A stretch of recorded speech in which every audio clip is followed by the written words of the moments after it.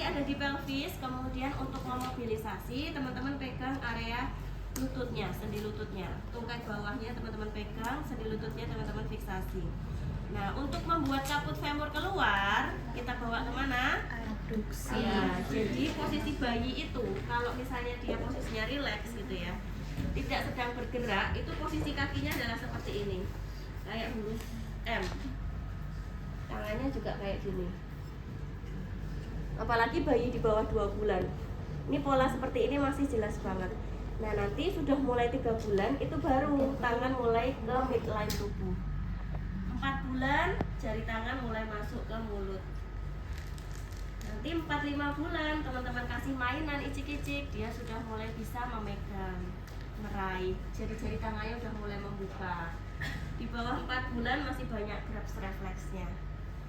Karena posisi awalnya adalah seperti ini polanya, ya. Jadi kita fiksasi pelvisnya, kemudian kita bawa ke adduksi. Setelah dibawa ke adduksi, kita dorong ke Posterior. posterior. Pintar. Oke, positif ketika Ada bunyi klik tuh di kaput keluar. iya, positif ketika kaput keluar. Nah, buktinya apa kalau kaput keluar adalah teman-teman bisa merasakan, mungkin nggak sampai terdengar bunyinya, tapi bisa dirasakan kalau di situ nanti ada sesuatu yang sesuatu yang keluar. Kemudian bisa teman-teman lanjutkan dengan palpasi di area posterior, lateroposteriornya yang sebelumnya tidak ada menjadi muncul, itulah kaputnya. Nah, bunyi klik itu tidak selalu didengarkan tapi bisa dirasakan. Sama kayak kalian periksa krepitasi pada OA. Krepitasi pada OA apa terdengar? Enggak selalu terdengar. Ada yang terdengar tapi itu yang udah grade-nya udah tinggi. Ya, grade-nya enggak terdengar. Tapi ketika teman-teman rasakan pegang lututnya, terus kemudian kalian mobilisasi secara pasif akan terasa kretek-kreteknya krepitasi itu. Sama yang klik ini juga seperti itu. Oke. Barlow untuk mengeluarkan kaputnya. Nah, kita tanggung jawab ya udah dikeluarin, jadi terus dimasukkan lagi dengan cara tes ortolani. Kebalikannya, kalau Barlow kita bawa ke adduksi, kemudian ke posterior, untuk ortolani kita bawa ke abduksi. Bawa ke abduksi saja. Nah, teman-teman nanti akan merasakan kaput masuk ke dalam acetabulum. Nah, tes ini hanya bisa dilakukan untuk bayi di bawah 3 bulan. Ingat ya, bayi di bawah 3 bulan. Ini dilakukan setelah 3 bulan tidak bisa karena diduga nanti sudah muncul kontraktur atau pembendekan jaringan di sekitar hipnya, ototnya, ligamennya, dan jaringan lunak yang lainnya. Jadi untuk membuat kaput keluar, kaput masuk menjadi lebih sulit. Ya, nah nanti lebih lanjut teman-teman bisa lakukan pemeriksaan yang lainnya karena ketika sudah sebenarnya nggak pasti 3 bulan, bolehlah dikasih lebih dikit gitu ya. Kalau sudah usianya sudah bisa berdiri, nanti teman-teman lihat Trendelenburg gait dan Balearinia. Nah, gitu ya. Sudah. Nah, kemudian untuk penata laksanaan fisioterapinya ya dengan metode konservatif ini. Jadi di usia di bawah 6 bulan hanya dipasang pelvic harness ini. Dengan harapan ketika dipasang pelvic harness di usia kurang dari 6 bulan, pelvic harness itu kan tujuannya untuk memasukkan kaput, kemudian difiksasi di posisi yang itu secara terus-menerus. Tujuannya adalah supaya kaputnya masuk ke dalam acetabulum, kemudian jaringan lunak di sekitarnya akan membentuk stabilisasi, menyesuaikan dengan proses tumbuh kembang si anak tadi. Ya, anak-anak itu kan masih mengalami pertumbuhan, perkembangan seluruh jaringan tubuhnya. Dan harapannya ketika kita positioningkan, kita posisikan kaput masuk ke dalam acetabulumnya, kemudian difiksasi dalam waktu yang hampir 24 jam gitu ya, kemudian akan terbentuk jaringan lunak di sekitarnya. Prinsipnya mirip dengan ketika kita melakukan operasi pada pasien fraktur. Operasi pada pasien fraktur itu kan tujuannya hanya untuk membuat supaya fragmennya tuh diam di situ, bukan untuk nyambung tulangnya. Yang menyambung tulangnya ya tubuh dia sendiri, tapi tujuan untuk dilakukan operasi adalah untuk membuat fragmen yang patah ini nggak lari kemana-mana. Udah itu doang. Nah, ini juga seperti itu. Jadi nanti yang menyembuhkan adalah jaringan lunak sekitarnya, tubuh dia sendiri. Tugas dari luar adalah untuk membuat fiksasi supaya fragmen ini tetap berada di tempat yang sesuai.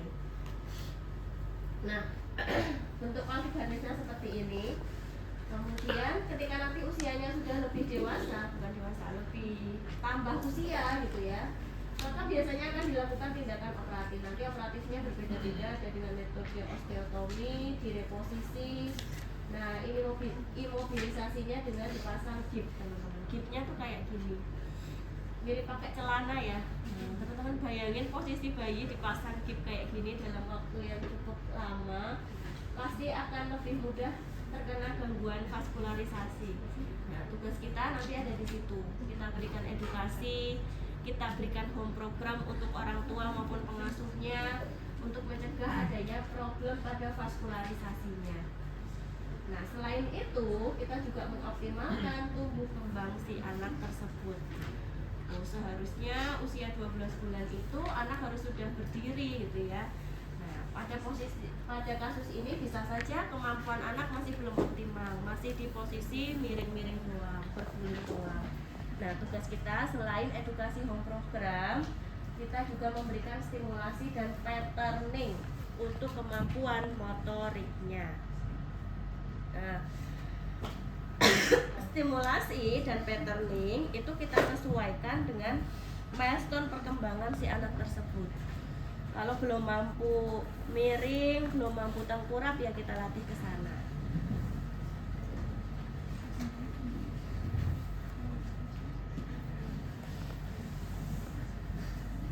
Nah, untuk melatih berguling,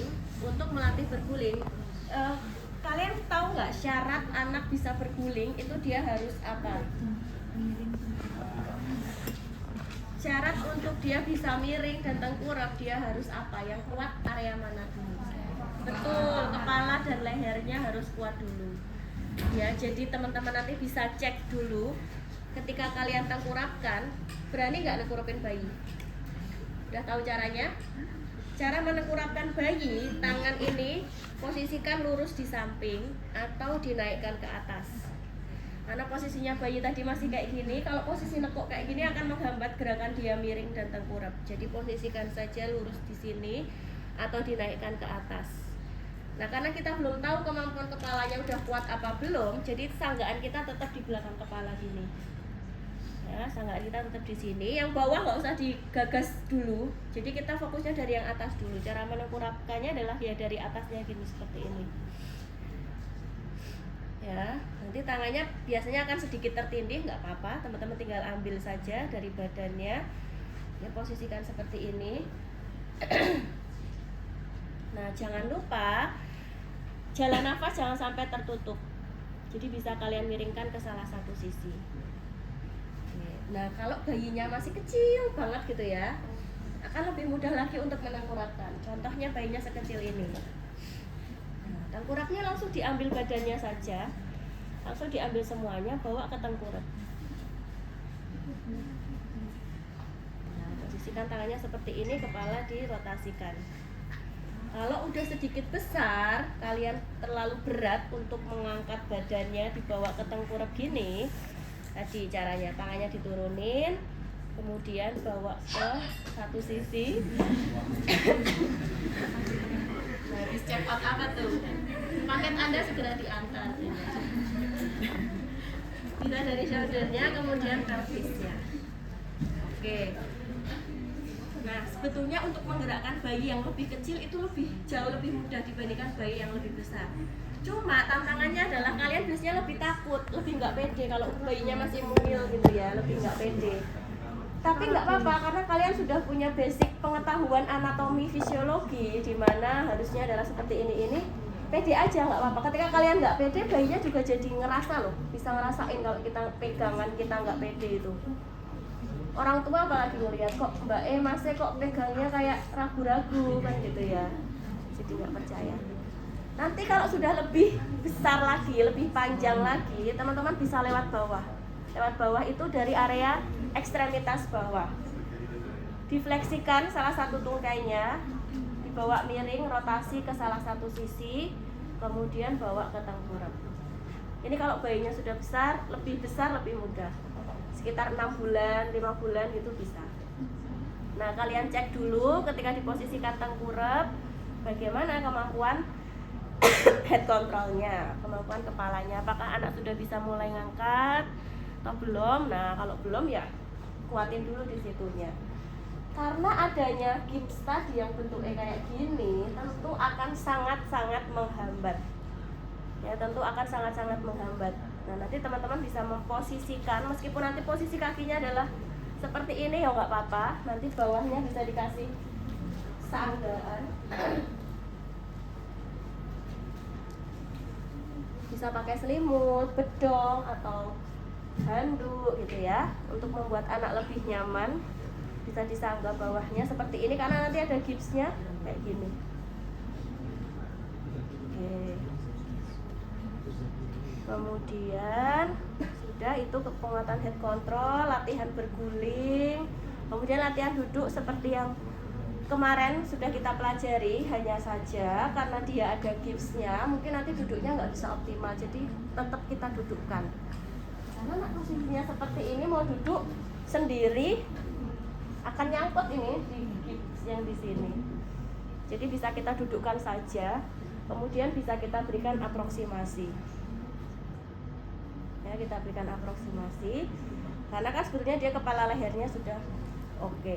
Nah, untuk melatih ke milestone setelahnya itu harus clear dulu, harus selesai dulu dengan milestone sebelumnya. Maka tadi saya tanya untuk melatih miring berguling harus apa dulu? Harus kuat dulu kepala lehernya. Untuk melatih berdiri harus bisa apa dulu ya? Harus bisa duduk sendiri, merangkak, duduk dengan berdiri dengan lutut atau kneeling gitu ya, berlutut. Ini harus bisa dulu. Duduk aja belum bisa, mau kita latih berdiri, tentu akan sulit sekali.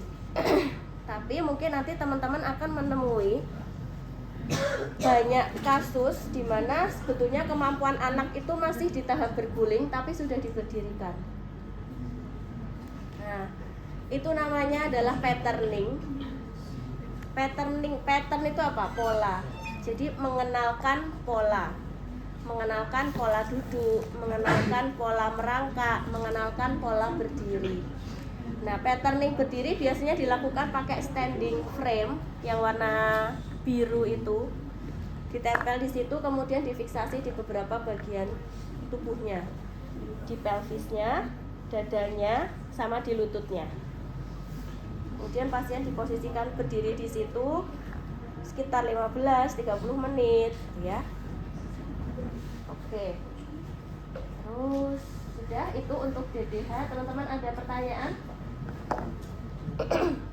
Jangan lupa edukasi sama home programnya ya.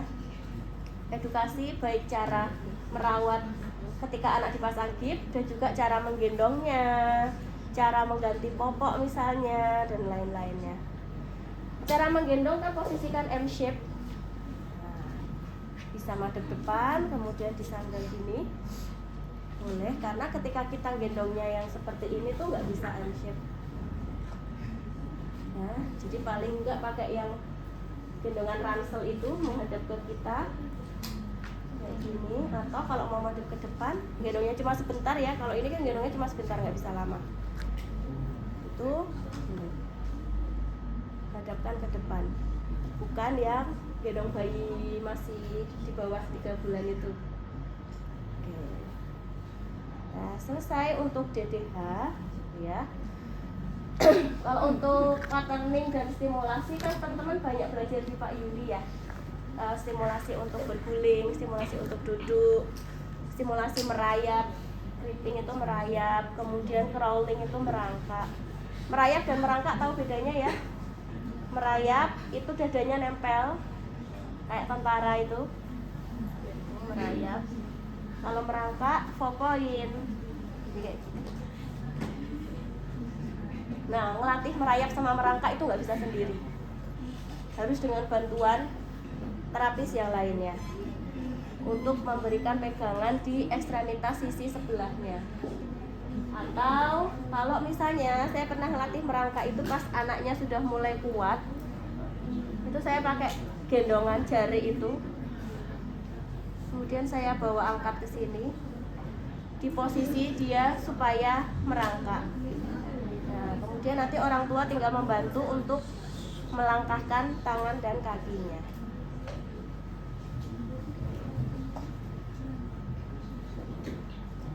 Oke, gitu. Untuk DDH ada pertanyaan? Diskusi? Kita ke CTF dulu karena nanti TP-nya dipakai praktek yang tertulis.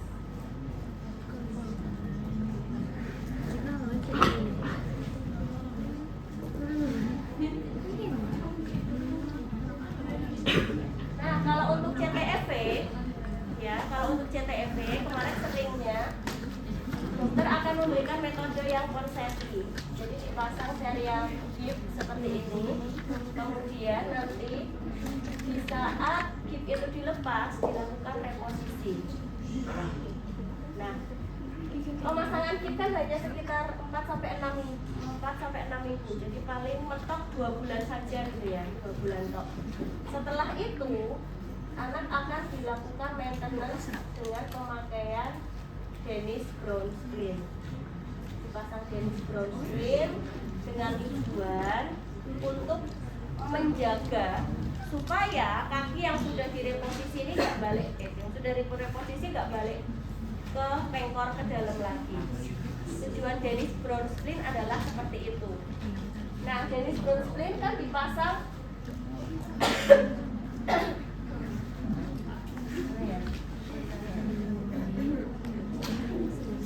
23 jam sehari gitu ya. Berarti kan masih ada waktu supaya Dennis Brown Splint itu akan dilepas. Ketika dilepas, kita bisa memberikan intervensi pada ankle joint-nya. Intervensinya apa? Itu yang sudah tertera di sebelahnya tadi. Bisa kita lakukan massage, stretching, dan juga mobilisasi. Nah, masasnya tentu ya pada otot-otot yang terlibat ya. Pada posisi kaki yang pengkor ke dalam seperti ini, kira-kira otot apa teman-teman yang bermasalah?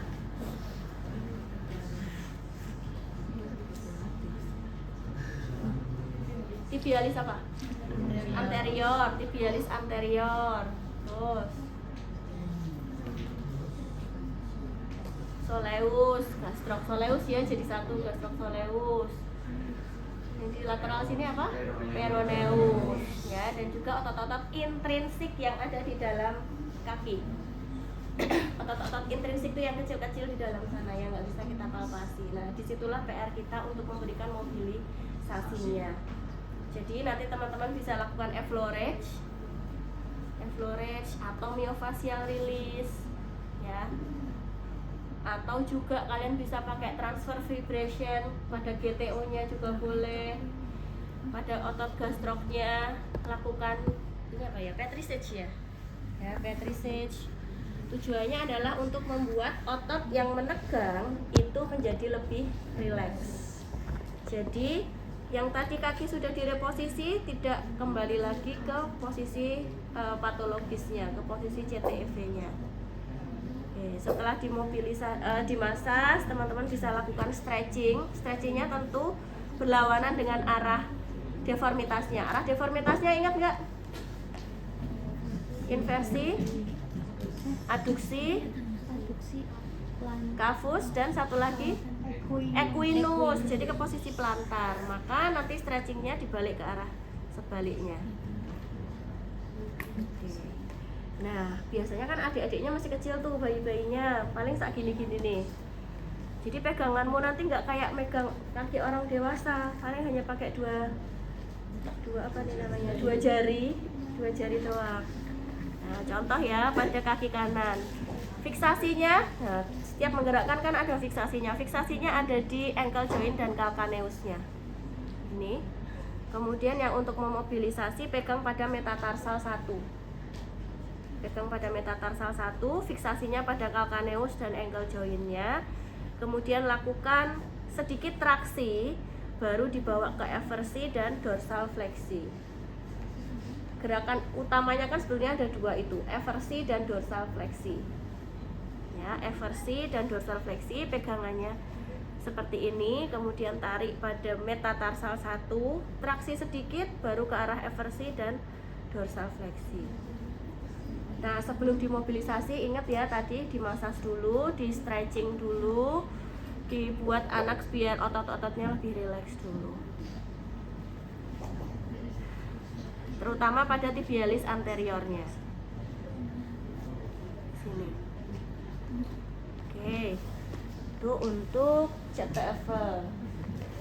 Terus dipasang AVO. AVO-nya bisa pakai tadi Dennis Strauss.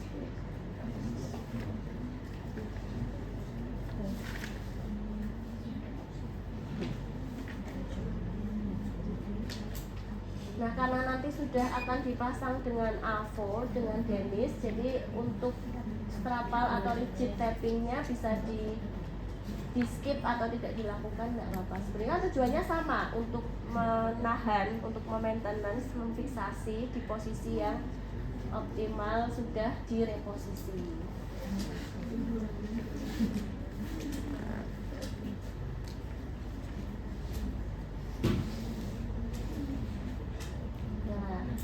Itu untuk CTEV ya. Untuk CTEV adakah tanya-tanya?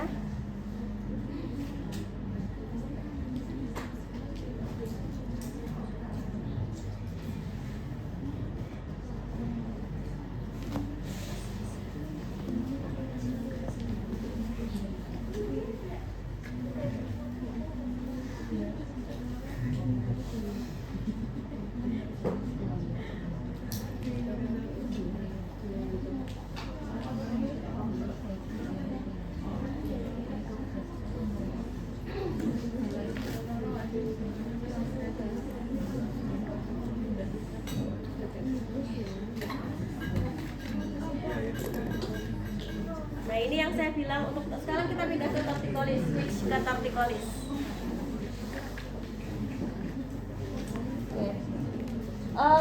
Torticollis untuk pemeriksaannya sebetulnya dari inspeksi teman-teman sudah langsung bisa punya hipotesis juga.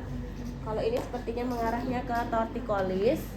Ya, kalian akan melihat bahwa posisi kepalanya itu asimetris. Kepala akan miring ke salah satu sisi. Ya. Lateral fleksi ipsilateral. Jadi nanti jangan kebalik pada SCM dextra misalnya. Berarti ketika SCM dextra yang memendek, posisinya adalah lateral fleksi ke kanan, rotasi ke kontralateralnya ke kiri, kemudian ada sedikit fleksi. Ini SCM-nya yang memendek sisi kanan. Kemudian kalian palpasi akan terjadi peningkatan ketegangan pada SCM-nya. Selain SCM, biasanya nanti akan terjadi peningkatan ketegangan juga pada otot-otot yang lain yang ada di sekitar leher. Levator scapula, upper trapezius, kemudian di sisi depan sini pectoralis, ya, dan otot-otot yang lainnya. Teman-teman palpasi. Nah, pada beberapa kasus akan ditemukan jaringan fibros pada serat ototnya, serat otot SCM-nya. Kemudian dilanjutkan pemeriksaan gerak, akan ditemukan keterbatasan rotasi, kemudian visual trackingnya juga terbatas, sisi yang aktif berlawanan dari sisi yang mengalami pemendekan. Nah, ini untuk tes dan pengukurannya. Jadi kita punya baseline goniometer. Ini harusnya diklentek. Ya, karena ini kan masih baru, belum. Jadi nanti posisi makainya adalah seperti ini. Yang di atas yang ini. Nah, untuk melakukan pemeriksaan pada lateral fleksi, baseline goniometernya diletakkan, posisi bayinya ditaruh di dalam setengah lingkaran ini. Untuk arah panahnya ini dipaske puncak kepalanya. Kalau nanti bingung teman-teman karena posisi bayinya udah seperti ini, puncak kepalanya jadi miring di sana ya. Nah, teman-teman lihat saja midline tubuhnya, tengah tubuhnya. Tubuhnya kan harusnya bisa lurus.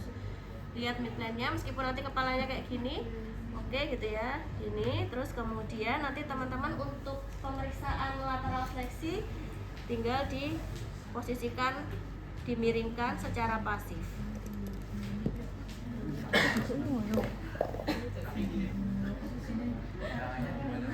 Iya. Tanganku tadi di sini ya. Gini loh, jangan di mukanya. Badannya difiksasi, ya badannya difiksasi. Nanti bisa pakai 2 terapis kalau teman-teman nggak bisa. Boleh pakai bantuan, pegangannya kepalanya di sisi lateralnya ya. Di sisi lateralnya. Kemudian untuk yang rotasi tinggal dibalik di sana. Kemudian dirotasikan. Ini kayaknya tetap harus ada bantuan orang tua atau terapis yang lain untuk melakukan fiksasi pada badannya. Fiksasi untuk posisi pasien diam dan juga sepertinya nanti dia akan nangis gitu ya. Jadi supaya nggak gerak kemana-mana, teman-teman lakukan fiksasi di sini. Oke. Kalau pada dewasa biasanya kalian ukur LGS cervical pakai apa? Goniometer atau Medline? Gonio. Nggak pernah pakai Medline? Tapi buat terang. Terang. Yang cervical pakai goniometer ya. Oke. Kemudian cowok aja ya. Cowok satu sini Mas, siapa terserah.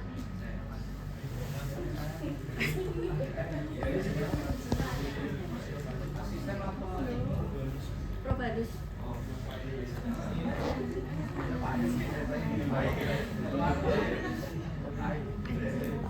Kaca nulis lidahnya. Nah, setelah kalian melakukan pemeriksaan, pasti nanti akan nemu problematik. Ya, ada yang ketidakseimbangan otot, ada pemendekan otot SCF, ada keterbatasan ROM, bahkan disertai keterlambatan tumbuh kembang. Apa yang bisa kita lakukan? Tujuan utama kita adalah untuk memperbaiki alignment kepalanya. Tujuannya di sana. Nah, bagaimana caranya supaya alignmentnya bisa lurus? Otot-otot yang mengganggu alignment itu harus kita perbaiki. Yang lemah dikuatkan, yang kuat dilemahkan. Yang lemah dikuatkan, yang terlalu tightness kita turunkan tonusnya. Nah, gitu ya. Itu fisioterapi zaman dulu tuh gitu. Yang lemah dikuatin, yang kuat dilemahin. Yang nggak bisa ditekuk dilurusin, yang nggak bisa lurus. Yang nggak bisa nekuk.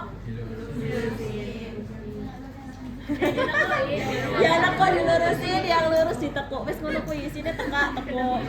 Lemah dikuatin, kuat dilemahin gitu. Itu fisioterapi zaman dulu. Sekarang udah nggak boleh kayak gitu ya. Nah, contoh kita ambil buka satu lagi Mas Fai. Contoh misalnya pada otot SCM sisi dextra. Berarti ketika dia posisinya memendek, lateral fleksi, rotasi disertai sedikit fleksi. Nah, itu kontraksi ototnya. Jadi ketika SCM sisi sinistranya memendek, posisi kepalanya akan seperti ini.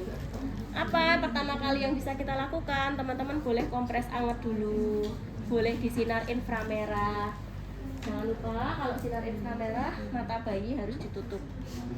Tutupnya harus tenanan nutupnya, nggak boleh cuma pakai tangan gini. Tutup pakai sesuatu yang memang betul-betul nggak akan membuat sinar itu masuk ke mata. Ada kacamata khusus bayi warna hitam ada kayak kacamata renang kacamatanya itu, jadi akan nutup sampai di sini, bukan kacamata kayak yang teman-teman pakai itu. Ada juga kacamata untuk berjemur tapi dari kain, itu kurang tebal sepertinya karena ketika bayinya melek sinar inframerahnya tetap akan masuk ke mata, jadi bisa didobel lagi pakai kain yang cukup tebal, posisikan seperti ini, atau papan atau buku yang cukup tebal kalian tutupkan di atasnya supaya bayinya nggak rewel. Kalau dia bangun boleh sambil diajak mainan di sisi sini atau seperti apa. Kita dewasa sendiri aja kalau misalnya posisinya kita melek tapi diminta untuk ditutup kan lama-lama juga bosan, nggak nyaman ya, apalagi anak kecil. Nah, jadi besok aja saklek-saklek gitu ya. Tahu saklek nggak? Apa mbak saklek itu? Kaku. Iya. Jangan terlalu kaku jadi fisioterapi anak. Kaku itu terpaku. Oh. Misalnya nih, aku tuh pengen melakukan IR di sini, tapi anaknya nangis, ya, gitu ya, nangis terus. Ya wes pokoknya aku tuh di IR, akhirnya saya fiksasi di sini, ibunya suruh pegang di sana, terus sinarnya disorot di sini, wes nangis karepmu nggak karepmu gitu ya. Jangan terlalu kaku kayak gitu, teman-teman boleh modifikasi, misalnya anaknya maunya di bangku ibunya, ya wes di bangku aja sama ibunya, di bangku duduk, kalian pegang sinarnya dari sisi lateral ini, ditutup pakai sesuatu, anaknya diajak mainan sama ayahnya atau ibunya gitu biar nggak bosan gitu. Jadi bisa dimodifikasi dengan cara-cara yang lainnya. Anaknya maunya boboknya miring sambil mainan atau lihat sesuatu di sana, ya ora apa-apa, posisi miring, kita sinar dari sisi yang terlihat di sini gitu. Cuma memang aturan idealnya adalah posisinya seperti ini, aturan idealnya. Tapi kita boleh saja ketika nanti menemui kendala di prosesnya, teman-teman boleh modifikasi. Semakin sering ketemu anak-anak, kalian akan semakin luwes melakukan modifikasi. Kalian akan semakin ngerti harus ngapain. Tapi kalau jarang ketemu anak-anak, bingung harus gimana. Ya udah, aturan di kampus kayak gini, wes aku harus kayak gini gitu ya. Harusnya nggak seperti itu. Ya sudah, bisa disinar dengan warna merah. Kemudian teman-teman bisa melakukan massage dan juga myofacial release. Bisa otot SCM-nya kalian massage, effleurage gitu ya, searah dengan serabut ototnya. Kemudian selain pada SCM, karena sepertinya dia sulit, nanti teman-teman bisa sambil fiksasi pegangnya di occiput ya. Kalau mau pegang, pegangannya di occiput, jangan terlalu atas. Jangan terlalu atas gini, jangan juga terlalu bawah. Pegang di occiput sambil dirilis untuk upper trapeziusnya, kemudian untuk rhomboidnya, levator scapula gitu ya. Jadi semua item-item itu bisa dilakukan bersamaan, bisa sambil berbarengan. Misalnya kalian mau stretching, tadi kan posisinya seperti ini, kalian mau stretching ke side fleksi, boleh sambil dimasas, sambil di stretching ke arah side fleksi rotasi, sambil di stretching, sambil dimasas, sambil di myofacial release gitu ya, boleh. Oke, yang penting item-item itu bisa dilakukan semuanya. Selanjutnya stimulasi tumbuh kembang seperti biasa. Jadi tetap kita harus latih berguling dari dua sisi. Jangan di sisi yang mudah saja, tetap harus dari sisi dua-duanya. Karena kita butuh anak itu bisa berguling dari sisi kanan dan kiri. Meskipun anak tanpa tortikolis pun juga sama. Ya, besok punya anak dilatih harus bisa di dua sisinya supaya koordinasi antara sisi dekstra dan sisi sinstranya baik, supaya dia nanti bisa proses belajarnya, bisa proses koordinasi mata tangannya mau dari kanan kiri semuanya sama. Nah tapi sebetulnya memang otak kanan berkembang lebih cepat dibandingkan otak kiri. Maka kalau teman-teman amati, seringnya anak-anak itu seringnya pegangnya pakai tangan kiri dulu. Sering banget orang tua bilang, pegang pakai tangan kanan, tangan yang bagus, ngono ya. Padahal kedua tangan ya bagus ya. Jadi jangan bilang tangan yang bagus mana, loro-lorone bagus kok. Tangan yang kanan, tangan yang kiri. Ya. Selanjutnya kita pasang tapping.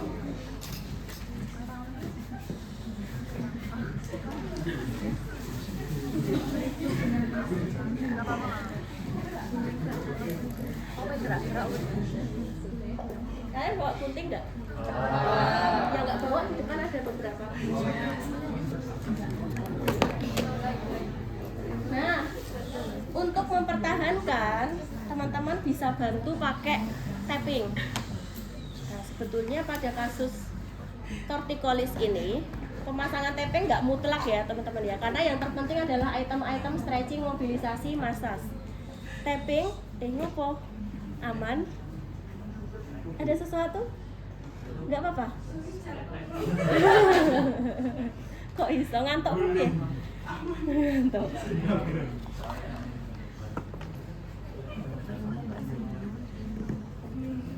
Nah, pasang tappingnya di otot SCM-nya. Kemudian kalau mau masang tapping harus kedua sisi ya, kanan dan kiri. Kedua sisi.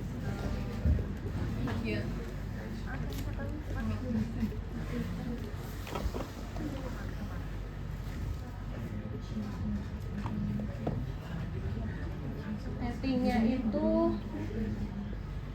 ini nggak terlalu kelihatan ya. bentuknya huruf Y.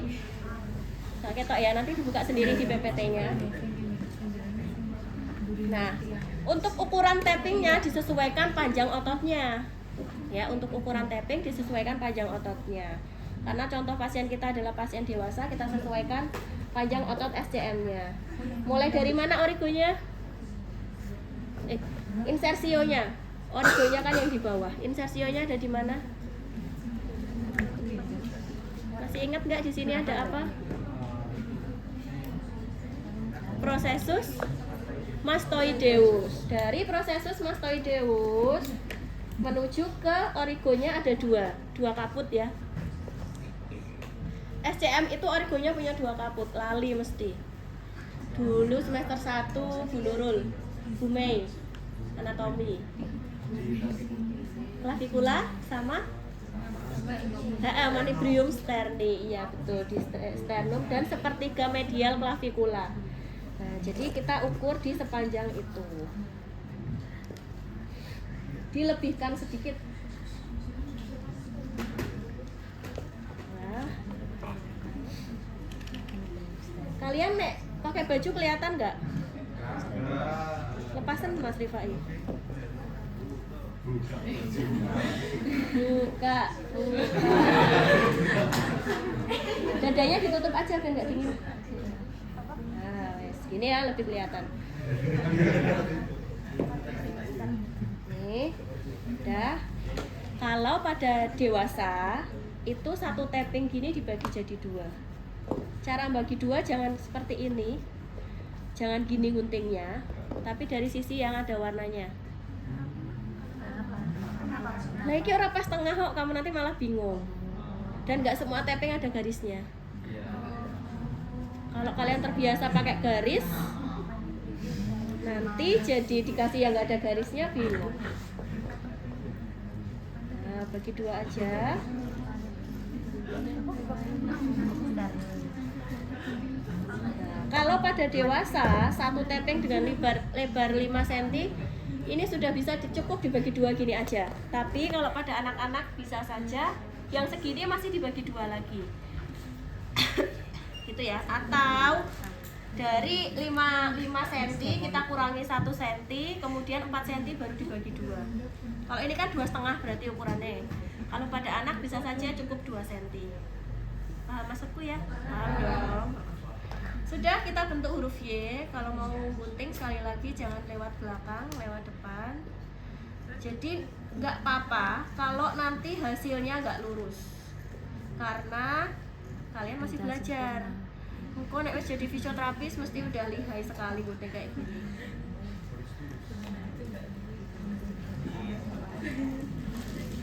Dulu pertama kali belajar saya ya lama guntingnya. Terus jangan lupa ditumpulkan. Tahu nggak kenapa harus ditumpulin? Biar nggak cepot-cepot. Biar nggak gampang mengeluh. Yes, that's right. Betul. Kemarin ada yang ikut on field-nya Pak Adge nggak?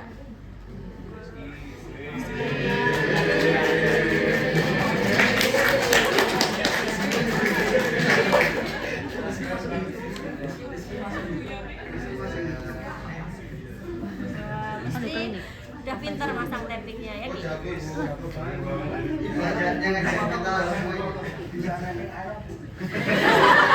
Kok iso? Oh ya, nanti sampainya dikumpulin ya.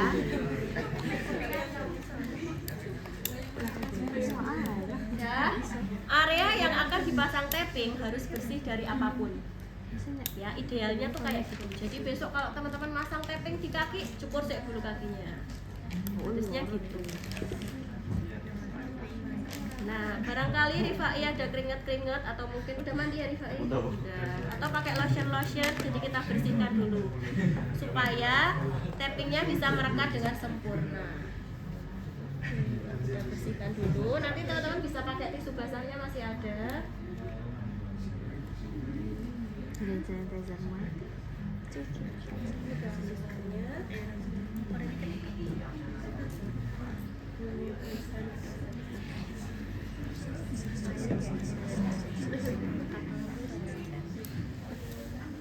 Sudah. Oh, masih ada riba.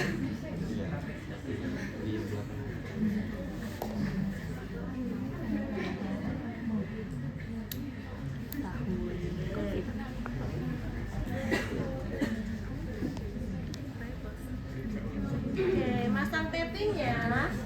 Oh iya, tadi lupa positioning pasiennya. Harusnya posisinya ototnya kan harus memanjang tuh.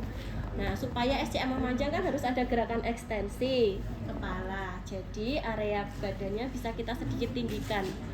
Rifai duduk dulu. Udah berbaring. Nah, bisa kita kasih ganjalan kayak gini. Ini kan jadi lebih memanjang. Ini akan mempermudah kita. Nah, karena fungsi utamanya dia adalah lateral fleksi, rotasi fleksi, kemudian kita ulur sebaliknya, berarti ekstensi. Lateralnya dibalik, rotasinya seperti ini. Inilah posisi SCM memanjang.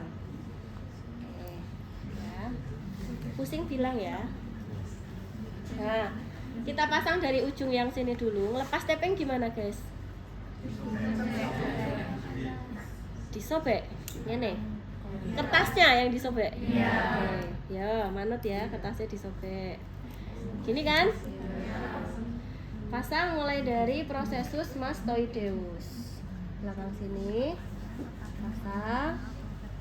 Terus dilepas. Ingat tanpa tarikan sama sekali. Titip dulu. Nah, ini titip, belum dipasang. Ya.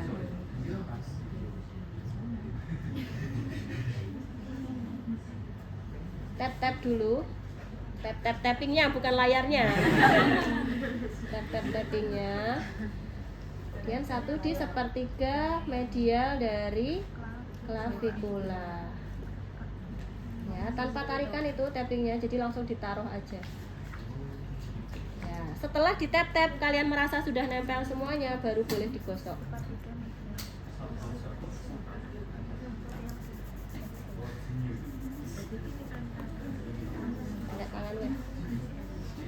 Jadi jangan langsung digosok ya, ditap-tap dulu. Supaya apa? Supaya tappingnya nggak ngeluntung. Kalau langsung digosok nanti rentan ngeluntung. Oke, berhasil kalau sudah muncul wrinkle. Ini namanya wrinkle.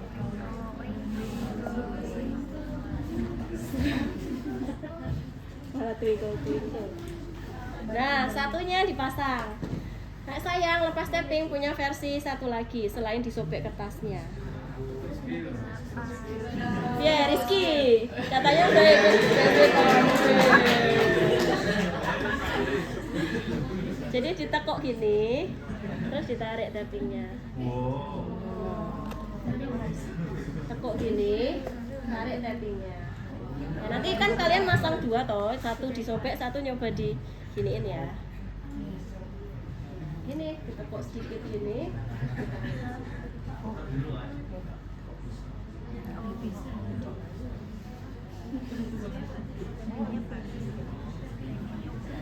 Nah, caranya yang sisi kanan sama ya, titip dulu.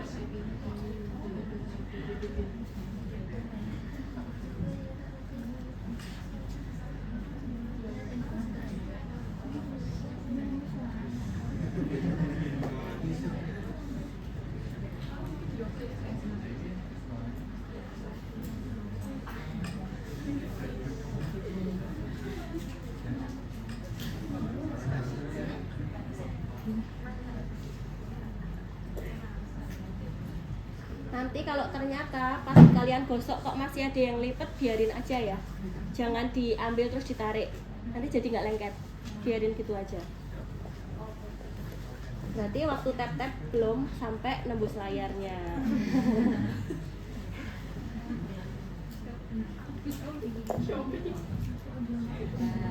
Nah, kemudian sudah duduk dulu Mas Rifai. Nah, setelah duduk, setelah kita pasang tapping, teman-teman boleh kasih latihan gerak aktif, latihan gerak pasif gitu ya. Jadi semakin tapping itu semakin sering digerakkan setelah dipasang tapping, itu akan meningkatkan sirkulasi di bawah tappingnya. Jadi setelah tapping jangan terus didiemin aja, justru malah harus banyak bergerak untuk menimbulkan sirkulasi di bawah tapping itu pembuluh darahnya semakin melebar. Kamu tahu nggak prinsipnya tapping itu gimana? Mengangkat kulit terus apa nih kulitnya diangkat? Pakai tangan. Emang iya?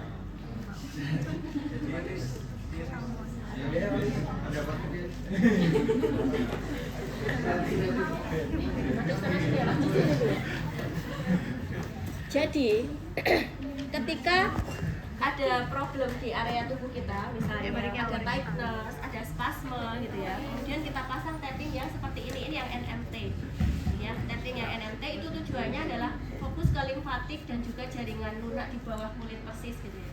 Jadi ketika wrinkle ini tadi, posisi kulitnya atas dan bawah misalnya seperti sekian ini jaraknya, kemudian si wrinkle tadi betul yang dibilang Ridwan Regi Setiawan dari bawah, Mbak. Dari bawah.